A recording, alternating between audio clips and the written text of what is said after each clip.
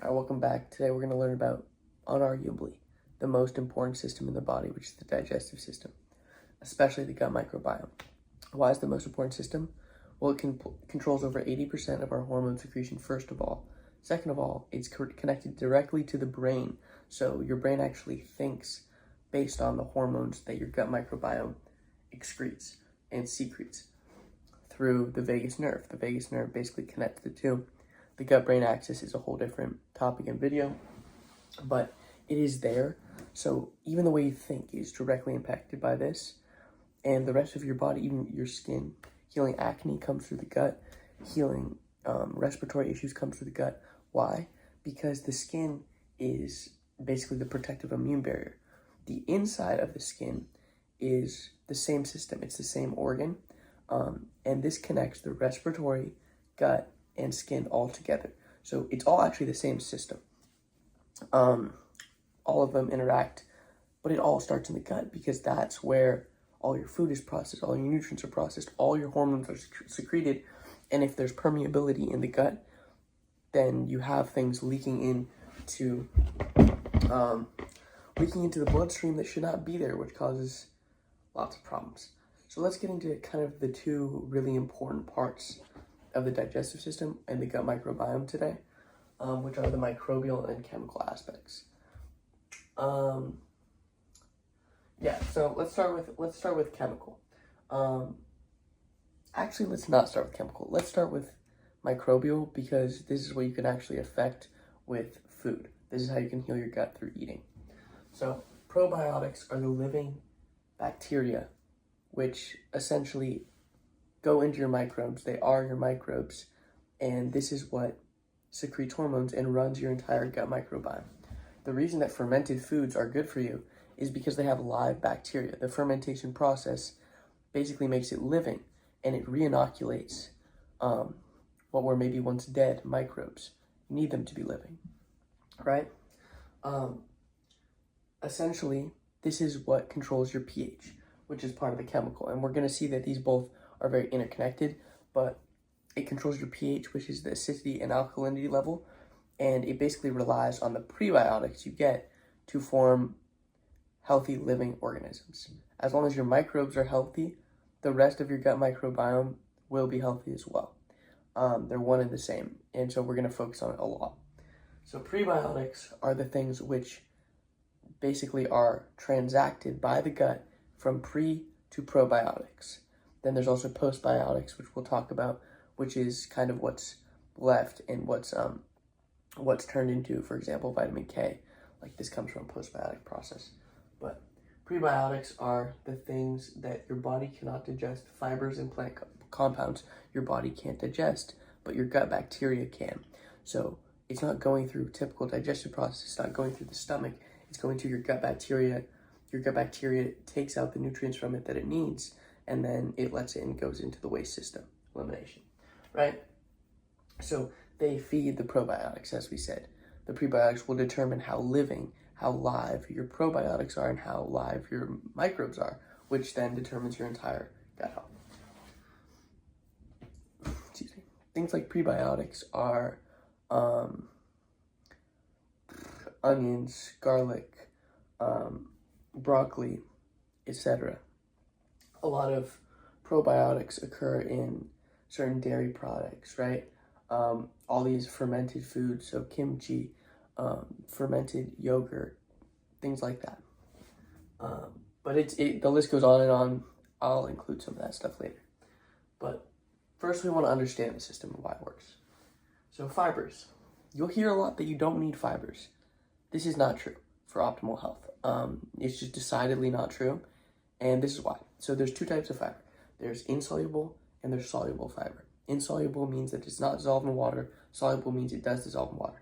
So insoluble fiber is important because you need bulk to improve transit time, which is is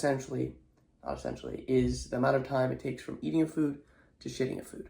Can I say that on YouTube?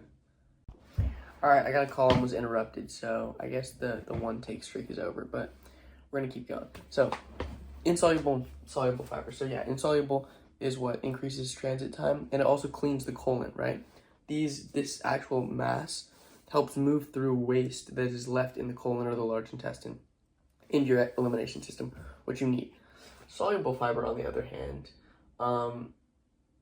basically slows nutrient absorption, which sounds bad, but it's very good because if your system is going too fast and you're absorbing too fast, you're not absorbing all the nutrients. So by slowing absorption, you're much more optimally absorbing its nutrients, right? You're actually getting the most out of the food. And the other thing it does is it binds bile. It binds bile acids specifically, which are, bile is good, but bile acids, you don't want them flowing through your body. You want them kind of to be used for specific processes, as they're very acidic, obviously acids. It's like a mucus acid type thing that you need to be banned. So these are the two uses of soluble fiber as well. These are both very important, and I just don't like to see people saying that fiber is not important. It is. You know, it's not highly important, like, but if you're eating like a no fiber diet, or like these people are preaching, if you're eating, 10, 15 grams of fiber a day, it's not good for you. You also gain weight because your colon builds up, which is exactly what you kind of are not trying to do. So anyway, the next is polyphenols, which are the plant defense chemicals. These are also things you hear are kind of bad for you, but here's why they're not. They regulate and modulate your gut microbiome. So as we're talking about this, these are the things which modulate your gut microbiome. It needs to be modulated because it's constantly kind of fluctuating. You've got to think of it as it being alive. And it has these percentage buildups of compounds, prebiotics, that turn into probiotics. And the polyphenols are going to modulate the probiotic levels to a more optimal place. And it also supports mucus and tight junction. So we're going to learn about xanthine, which is basically the root of inflammation, which is the protein which gets through the tight junction of the gut lining. And this is when we hear about leaky gut, it's permeability of the gut lining. It's these super closely linked cells that form basically the most important system in the body, because this is where this goes straight into the bloodstream. So if you get through this tight junction, then you have non-absorbed and non-broken down proteins, fatty acids, triglycerides, all these things leaking into the bloodstream, which your body then attacks with an immune response because it thinks that it's an invader rather than something else. And so this is literally your body attacking itself from the inside. This is the most common thing that we're going to see in people that are having inflammation, chronic autoimmunity, chronic health problems. It's all coming back to the gut in this way, right? So this is very important. We're going to go to chemical now. These are very interlinked. So chemical, first thing is pH, right? This is just acidity versus alkalinity. It's on a scale of 0 to 14, 0 being the most acidic, 14 being the most alkaline. Acidity is, as we know, it breaks down things. It's an acid. It breaks down other things. Mucus is an acid. Alkalinity is basically a life-giving force. It's the pureness of life, essentially. It preserves. So this is also known as the hydrogen potential.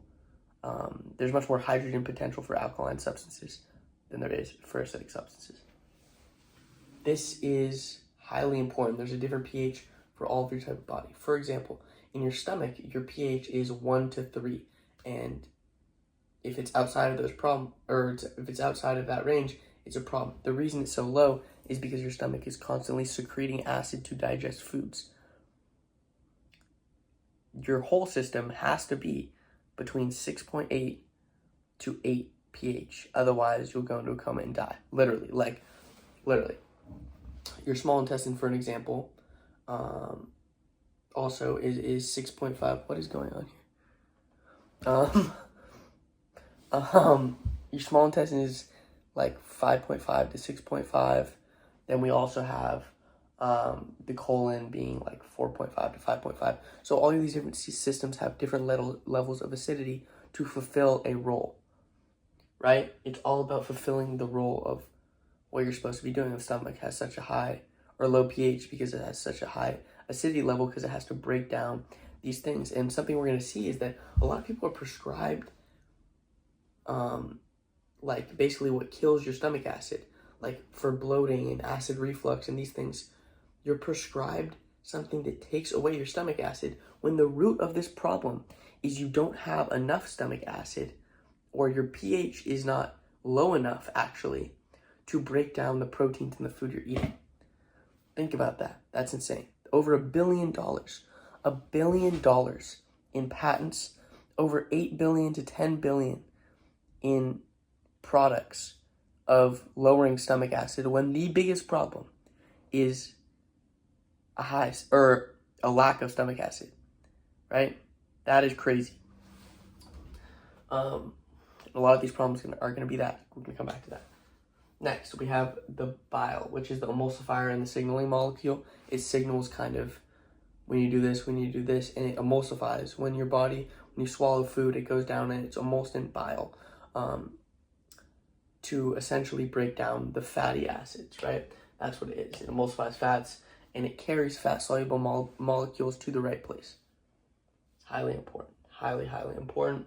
Bile is stored in the gallbladder. That's why you need to kind of be regulating that. It's connected to the liver, very much connected to the detox pathways. And if you don't have enough bile, then fat can be a huge problem. If you're not digesting fat correctly, it causes big problems because it can get in the bloodstream, and this causes huge issues. So a lot of times, actually, you're told like you should be eating a high fat diet, like avocados, good fats, healthy fats, olive oil, coconut oil, nuts. But sometimes when you have problems with your bile and you don't know, this can be not the thing to do. Not always, but you do have to pay attention to the bile. Pay attention to the liver. Okay.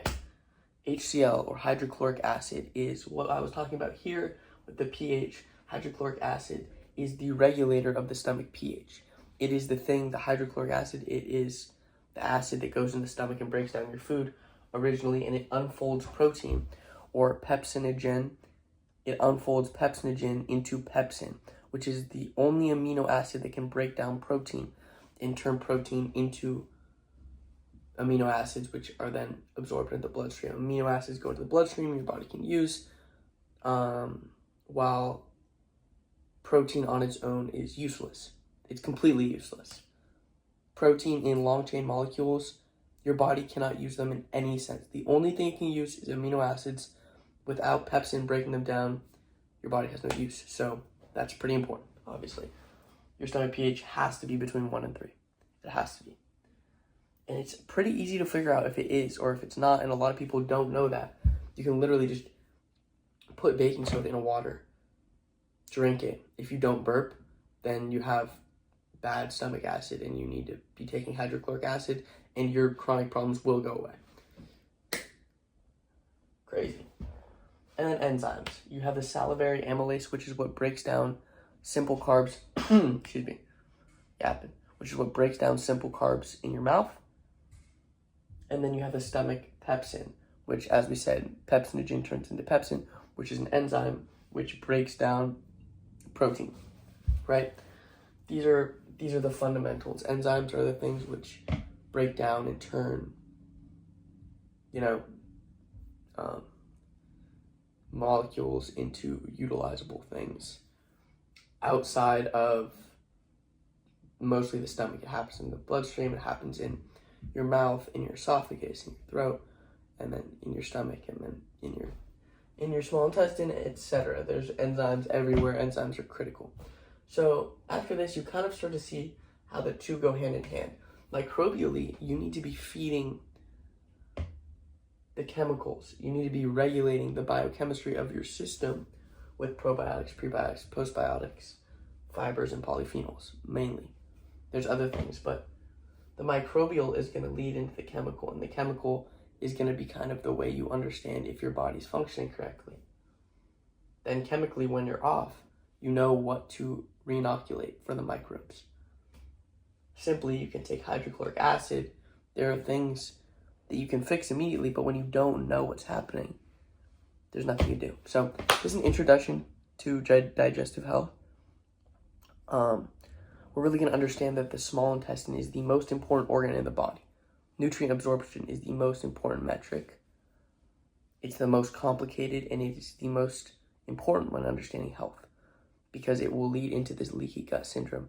It will lead into this tight gap junction, which is chronic inflammation at its finest, and is showing up in humans as such a myriad of problems, such a myriad of disease, that you can't even tell that it's this, but it's this. And we're going to really explore how that manifests. So hope y'all enjoyed, hope you learned something, and yeah, be back.